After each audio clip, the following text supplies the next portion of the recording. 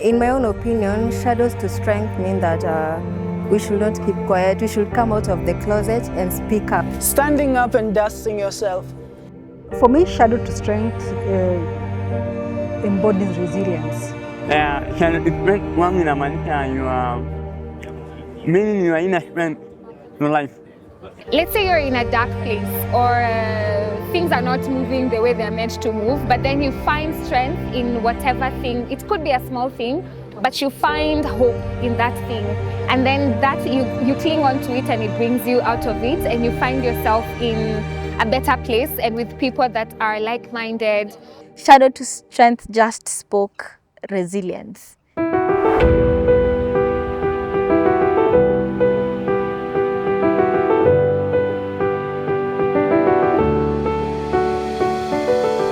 This network is an organization that works with the community, especially the youth, and we do capacity building in different thematic areas like human rights, leadership, advocacy. We also do research and gender and development. Shadow to Strength came as one of the recommendations from the research that we had done on human rights advocacy against police brutality in Kenya. This research was conducted in Nairobi and in Kisumu. So one of the recommendations which came out was to have an exhibition whereby artists will showcase their work advocating against police brutality. I got an opportunity to be a researcher and now engage with my fellow creatives to understand the impact of activism on police brutality. We found that in Kenya, police brutality majorly affects people living in the marginalized areas. So we identified some of the police brutality, which includes shooting, those police beatings, excessive use of force, and enforced disappearance.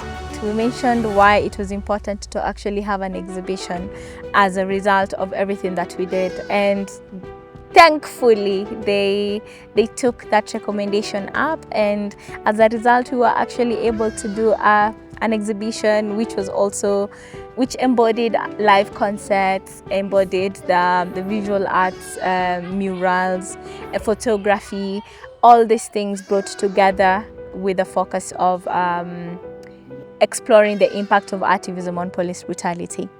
One of the major impacts that we had is we brought together a large number of artists for them to showcase their work, which was done at Kenya National Theatre. So they were talking about how police brutality affects the community.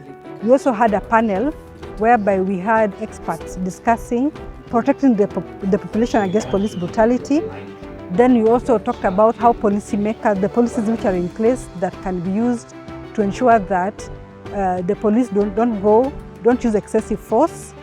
Then of course we had people who were affected and they were sharing stories, how they have been affected, the community they work with, and some of the using an armed civilian protection mechanisms such as advocacy, such as trainings that they bring together the police and the community to ensure that they are all on the same path. So that the police don't look at the community as them versus us, but how can we be united in purpose so that we can bring security back to the community and the people can have a better engagement with the police.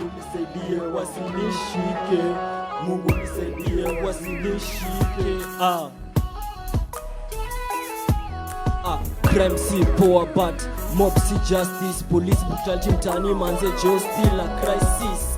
Jesus Christ, zile job walitu promise manze jo ziko wapi. My biggest highlight of this event is that it's a nice platform to campaign against the police brutality, and I think maybe from this we can make a difference out of it.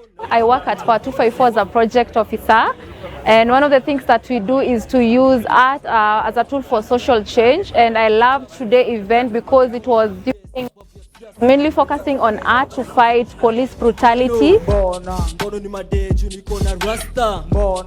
brutality, The topics we really need to address, there are issues that we really need to talk about. Something like police brutality, I feel like it's a topic that has been neglected, especially the mashinanis, people from the ghetto. Saa zingine unaongea tunakupata kwa mtaro. Saa zingine unaongea tunakupata kwa gunia. Watakuloko, watakuloko loko. Sometimes if you don't have money, hakuna mtu anakusikia. So I felt like it was a conversation that needed to be done. The conversation that was happening, the panel discussion, and seeing real people who've undergone the prejudice or anything, the discrimination, it makes it even real. It makes it real, yeah. I remember hiyo time nilikuonesha maboi ama waine, my close friend waliuawa. So it was so personal to me, yeah. And I love the way when you bring out. Kioko Musyoka, 17 years, Form 3. Aliuliwa na polisi saa 11 ya jioni. Na hakuwa peke yake, walikuwa vijana 8 ambao walikuwa wamekaa kwa mkutano ya garbage collection. Wakaitaniwa na one of village elder. So ile kitu hakujua ni kana kwamba anaitania hawa wetu na wake bado wako hapo. Kijana wake ndiye alikuwa wanane. It so happened that coincidentally around the same time, AZ went for a Mashujaa concert, and he also got shot as a result of the same. And to have him on being part of Shadow to Strength and pushing through even through the pain, it was just humbling, a humbling experience to see. And to also work with King Khadija. There were light moments during the showcase, and the artists were able to bring that forth.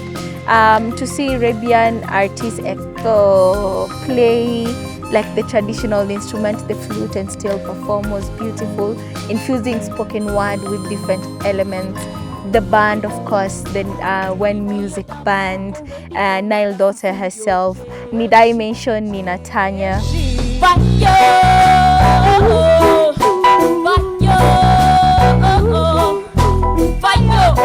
We say, burn Babylon, burn Babylon. Julius Mad Art did something in line with, he drew, he's a mural artist, and his painting really spurred a whole discussion around democracy and governance, and likes of Felicity Moody's with her very emotional poetry, and she blessed the stage for us because she's the one who started. And Boniface with the photography, it was beautiful to see how he was able to bring us from the 1900s all the way to date, and how photography has played such a huge role in championing for human rights. Multi-party struggle, it started with this commission, and in this whole process, what led to the formation of this process was the political violence that we saw in Kisumu. It was legendary to work with the legends in Kenya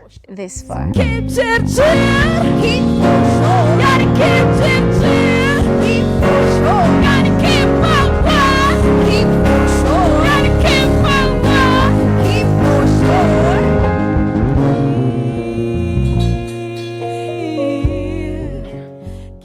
Everybody we worked with gave their 100%, and they gave their heart out.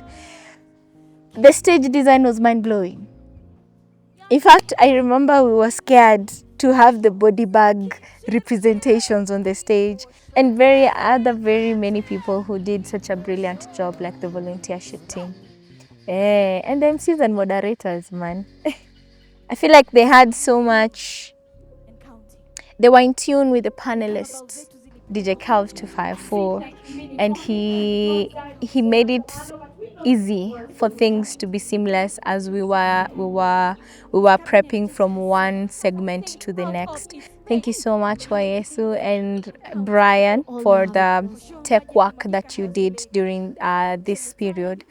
The welfare team also did a good job. One Shambak, he ensured that even the DJs ate, my people, and the production team ate. In this segment, people were able to draw what police brutality, the trauma they've experienced as a result of police brutality, how they felt in the past, and then currently in the present, how this conversation feels for them, and of course in the future. And it was able to bring out so many conversations around mental health, around healing, you know.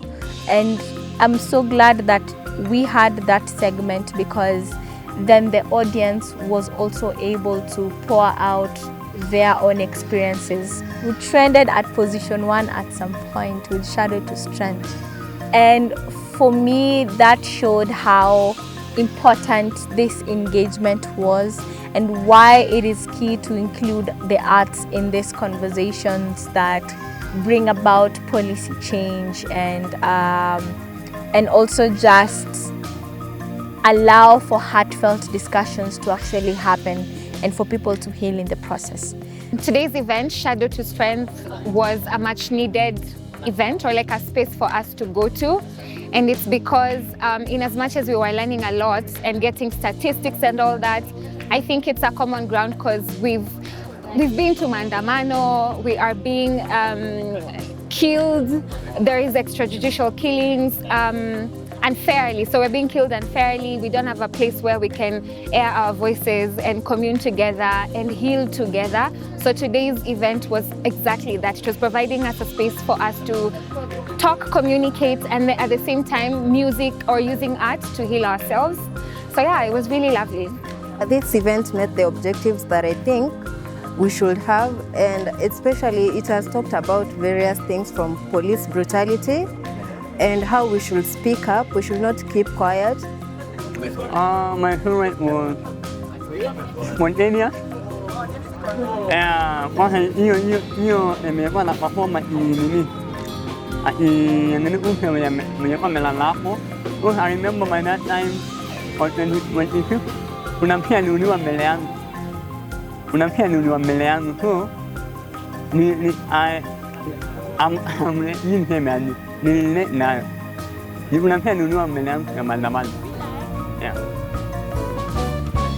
Never run away, never run away. Walk firm on your feet and lead the way. Never run away, never run away. Let the Most High protect your days. Never run away, never run away. Walk firm on your feet and lead the way. Never run away, never run away. Let the Most High protect your days. I was really humbled to realize that this event served both as a trigger and a healer. Because people talked about, when I was listening to this poem or when I was listening to this song, I remembered losing my passion to police brutality. But when I was engaging in the art therapy session, then I had the opportunity to release. So I think that's one of the biggest things as Peace Tree Network we were able to do. We created safer spaces for people to be able to talk about the issue of police brutality and dig deep in terms of from the pain and to find healing in the process. So I believe that was one of the major key impacts.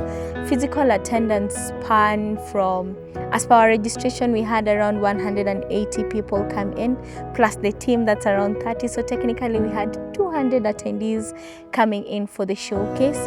The other impact I also saw was when a Young Blood Bleeds got to be screened in Kenya. And this also fueled a whole discussion around when we were asking for recommendations and feedback from the audiences. There was an immense request to have Shadow to Strength tour the whole country. Our next step is we have different programs in place. We are thinking of doing economic empowerment programs. Also, we're doing different kinds of trainings. We're talking about leadership trainings, peace building trainings.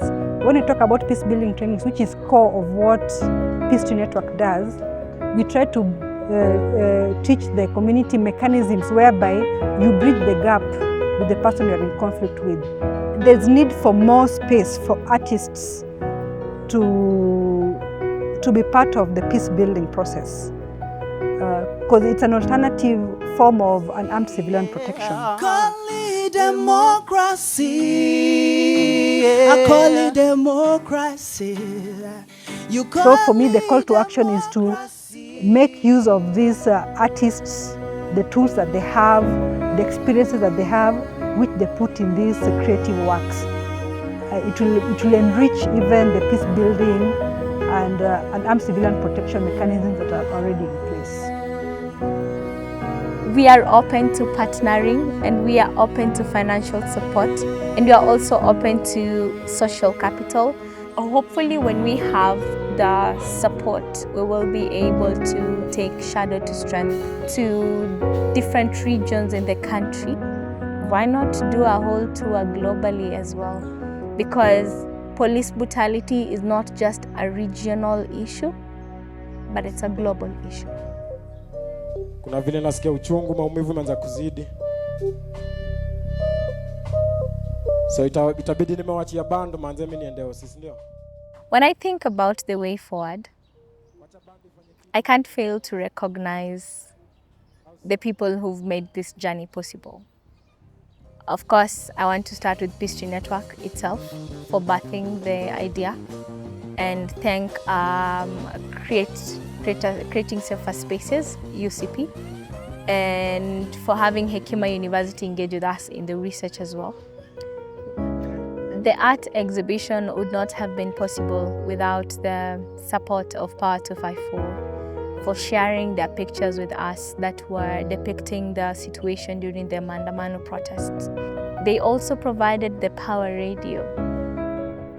The works are going to be shown online, and I think it's very important that we showcase this around the world so that when you're talking about police brutality, it's not only something which happens in Kenya, it's something which happens all over the world. It's important that we also bring the police on board. How can we have open dialogues with them? Because they are our brothers, they are our sisters, they are our fathers, they are our family members. So what are some of the challenges that they go through that when they're in the streets, they're trying to secure us? How can we make their work easier for them so that they can protect us, and as well as for us to play our role as citizens? Something which we need to look at is also for the policymakers. We have a lot of policies. How can we operationalize these policies that are already in place? What is missing? That is something which we need to figure out and see what is missing, and how can we play our role as a civil society, as artists, as citizens of Kenya, as the government, to ensure that these policies are being enforced, and when they're being enforced properly.